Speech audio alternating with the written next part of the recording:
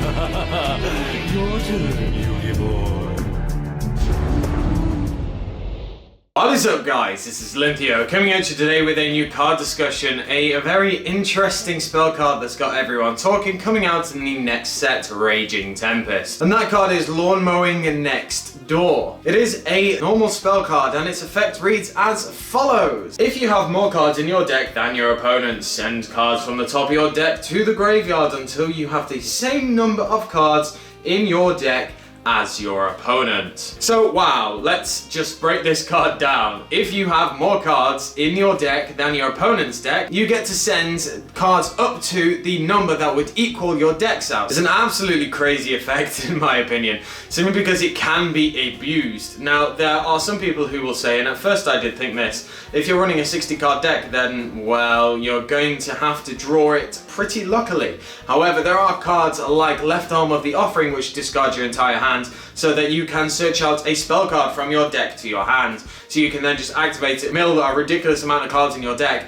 and then you just basically get to go off. So this card is perfect in so many decks. Skull Servant is one of them that you can use it with, and zombies go with that. Zodiac Beast can also use it, Burning Abyss, whatever. There are so many decks out there that do rely on the graveyard, and there are a lot of cards and a lot of decks and archetypes that do really function in the graveyard, more so than, for example, in your hand. So this is a perfect card for those decks. Now, if we look at the meta when this card comes out, which will be early next year, there is one card that a lot of people are using right now, whether or not it will be hit or not. That card is Pot of Desires. Pot of Desires, banish 10 cards, draw 2. If you are just both playing a 40 card deck, you have already gotten rid of 12 cards from your own deck. So then if your opponent goes, okay, I'm just going to activate Lawnmowing Next Door, that's a lot of milling. Some people are saying this is the death of Pot of Desires because so many people are going to be like, well, I'm not going to run it because I'm just going to give you instantly a ridiculous amount of advantage. But not really. It kind of all depends on how you run your deck. If your deck does need to get to combo pieces for the Pot of Desires,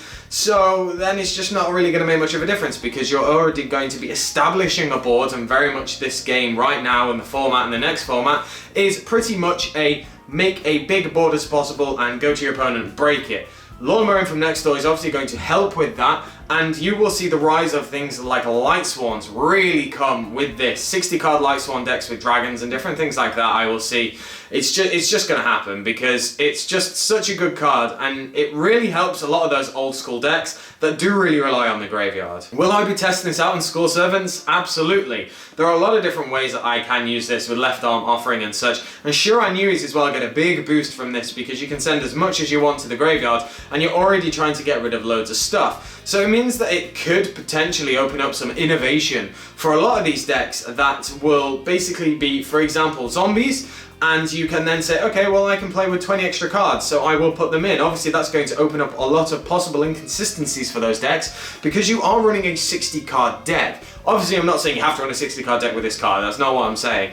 But you could just run it in a 40 card deck with a graveyard based archetype and basically just hope that your opponent will use a lot of those cards so you can mill it. Now, this is pretty much a good card in early game. Early, mid, slightly. Late game, I don't know how well it's going to go. It depends on how much your opponent really drills through their deck. It is completely dependent on what your opponent is playing. And if you go up against, for example, your opponent who is also playing a similar type of deck, a 60 card deck or very high deck and doesn't really do a lot of draw cards, then it's kind of going to be a very bad deck because at most you may be milling a few cards. But then again, this is a Foolish Burial on crack. Like, there's no real downsides to this card if you're playing it in the right deck. It doesn't say that you can't special summon in that turn. It doesn't say your opponent takes no damage. It's literally just a free Foolish Burial for everything. And a lot of people are saying, well, what's the point in Foolish Burial being limited to one? The elements that come into this card is luck. Luck is a very big thing in this game, and a lot of people will argue for and against, but you have to have an insane amount of luck in this game to get the certain cards. Just think of your opening hand. If you are lucky enough to get a great hand that will destroy your opponent, then great. But there is also opportunities to draw bad hands, multiple copies of cards that you can't use. So, on paper the card is really good. In practice, we don't know yet. It's going to have to see. Card's probably going to be a secret rare. It's one of those cards that's probably most definitely going to be a secret rare because it has that power. It has that really big push on basically providing decks with a lot of mill power and a lot of chance to come back. Imagine if you top deck this card in a thing like Shiran Yui's and you get to mill your Mizukis and all these different types of things. It's absolutely insane. The possibilities are pretty endless with this, if you ask me. If we look forward to the formats that are coming out, Zodiac Beasts could pretty much use this card. You also have the Crystons, depending on how good they get. It's possible that they can use it as well because, you know, they can interact with the graveyard pretty well.